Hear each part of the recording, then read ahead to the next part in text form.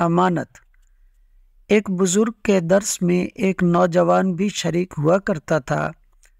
اس نوجوان کی یہ بڑی خواہش تھی کہ وہ بزرگ جو اس کے استاد تھے اللہ تعالیٰ کے رازوں میں سے کسی ایک راز سے اسے بھی آگاہ کر دیں۔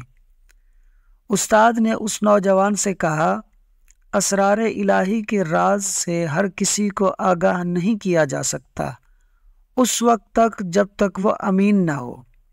اس نوجوان نے پورے اعتماد سے کہا، یا شیخ آپ مجھے آزما لیجئے، میں امانت دار ہوں اور راز کو سینے میں چھپا سکتا ہوں۔ نوجوان کا اصرار دن بدن بڑھتا جا رہا تھا۔ جب اس کا اصرار روز بروز بڑھتا گیا تو استاد نے اس کا امتحان لینے کا فیصلہ کیا۔ ایک دن استاد نے اس کے ایک ہم جماعت کو گھر بلایا اور اسے دوسرے کمرے میں چھپا دیا اور ایک مینڈھے کو ذبح کر کے صندوق میں رکھ دیا۔ اسی دوران معمول کے مطابق وہ امین ہونے کا دعوے دار شاگرد بھی آ گیا۔ اب جب اس نے دیکھا کہ استاد صاحب کے کپڑے خون آلودہ ہیں، ہاتھ میں چھری ہے، تو بڑا حیران ہوا اور کہنے لگا، استاد محترم یہ ماجرا کیا ہے؟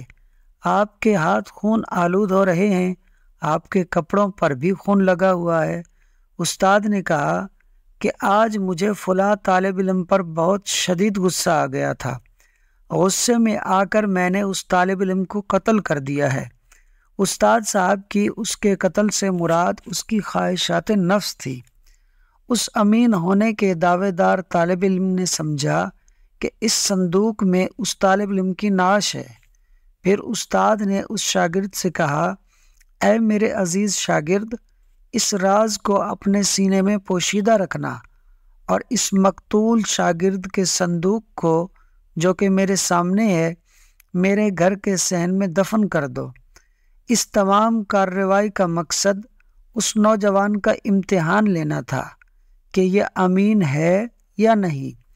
اب یہ نوجوان استاد کے گھر سے نکلا اور اس لڑکے کے باپ سے جا کر کہا کہ آپ کے بیٹے کو ہمارے استاد صاحب نے غصے میں آ کر قتل کر دیا ہے اور گھر کے صحن میں اس کی نعش ایک صندوق میں بند کر کے دفن کر دی ہے۔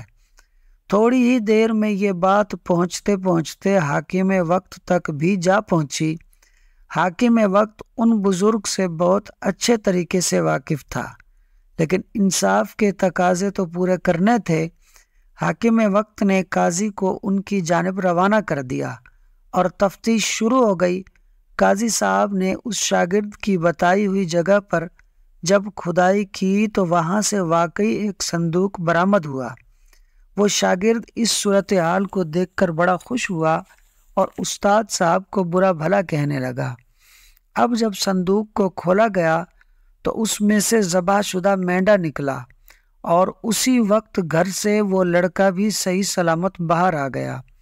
یہ دیکھ کر امین ہونے کا دعوے دار وہ نوجوان شاگرد شرمندہ ہو گیا اور اپنی قسمت کو رونے لگا کہ میں استاد کے امتحان میں کامیاب نہ ہو سکا اور راز الہی کو نہ پا سکا۔ جی ہاں دوستو، راز الہی امانت داروں کو ہی دیے جاتے ہیں، اور جو بے ایمان ہو اسے تو دنیاوی راز بھی نہیں دیے جاتے، چاہے جائے کہ راز الہی دیا جائے۔ دوستو ویڈیو اچھی لگی ہو تو لائک اور شیئر کر دیں، اور مزید ایسی دلچسپ اور معلوماتی ویڈیوز کو دیکھنے کے لیے ہمارے اس یوٹیوب چینل فاز سنو کو سبسکرائب کر لیں۔ شکریہ۔